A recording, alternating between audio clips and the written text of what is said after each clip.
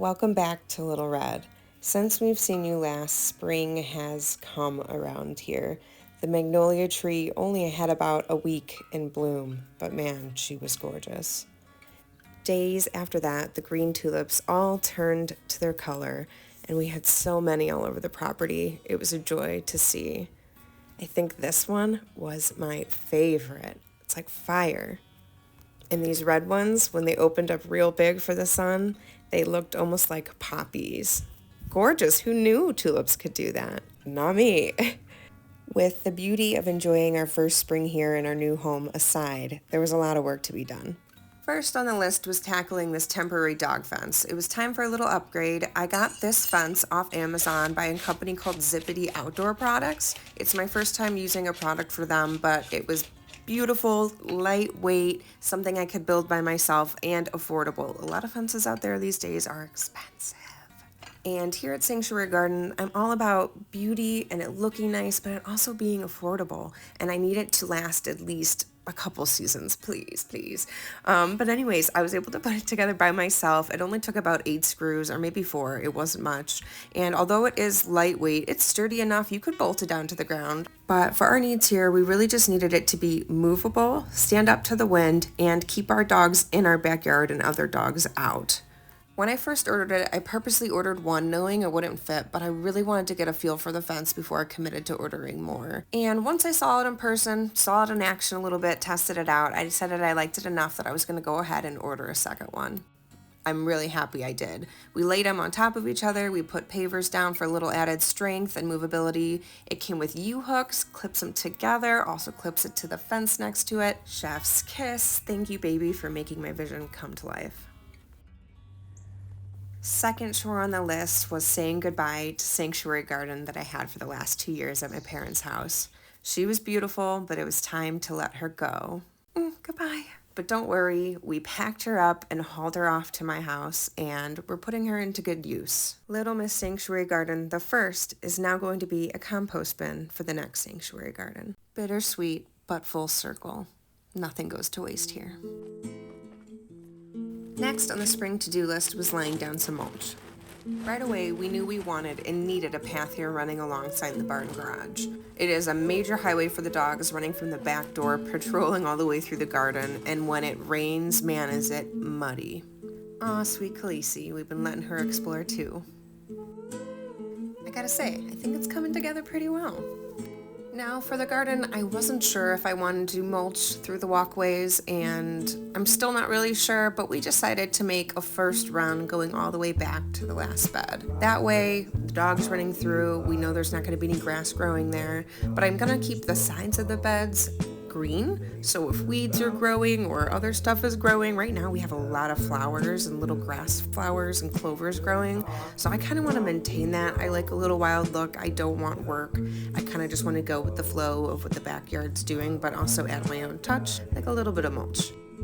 And on this day, Max had his own little side quest of putting up this outdoor solar barn type light for me.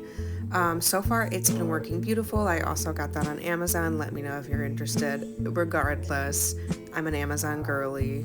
But yes, it looks beautiful, quick, easy setup, and I think she's pretty cute.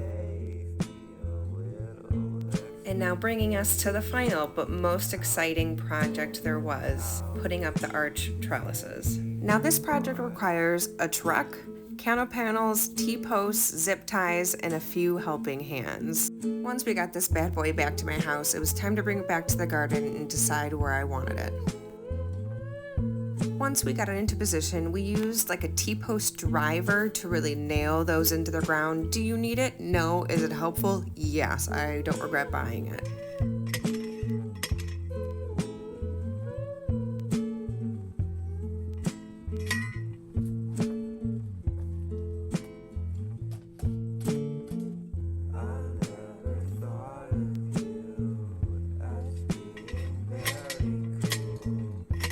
Bless this man and all he does for me.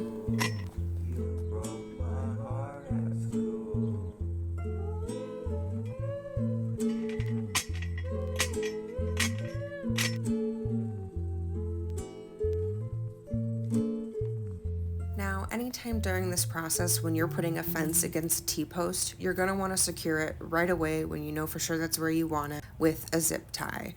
Now, when it was between some fencing like this, I did a little fancy loop-de-loo. I'm sure you could figure something out.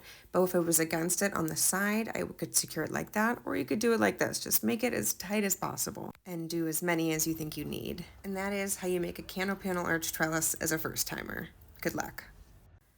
And now Sanctuary Garden wouldn't be Sanctuary Garden without one final touch.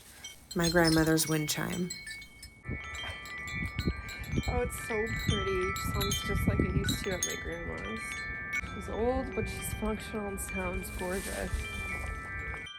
I haven't seen or heard this wind chime since I lived at my grandma's 3 years ago, and finding it at my mom's is priceless. Now whenever I hear it, I'll think of her.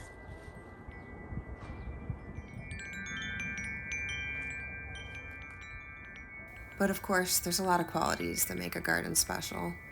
For me, it's these tables and chairs that used to sit in the front porch of my grandmother's house. Or this red raspberry bush that I got in honor of my grandma that I've had for 2 years now and somehow survived.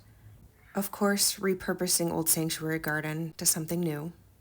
And above all, I think it's the people and the company you keep in a garden that makes it so special and unique. With that being said, I would just like to take this moment to thank you guys, the viewers, who come and watch my videos whenever I post them and whenever you can. I appreciate the support so much.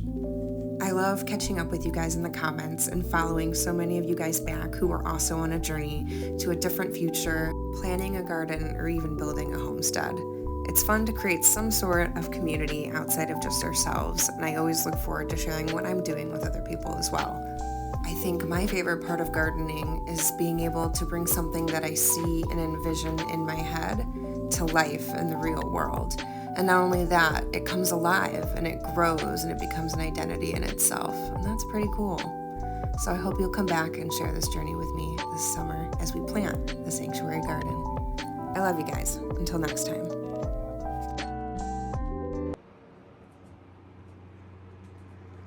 Holy cow, look at these monsters. Some are doing really good, some are dying to go out. It's coming soon.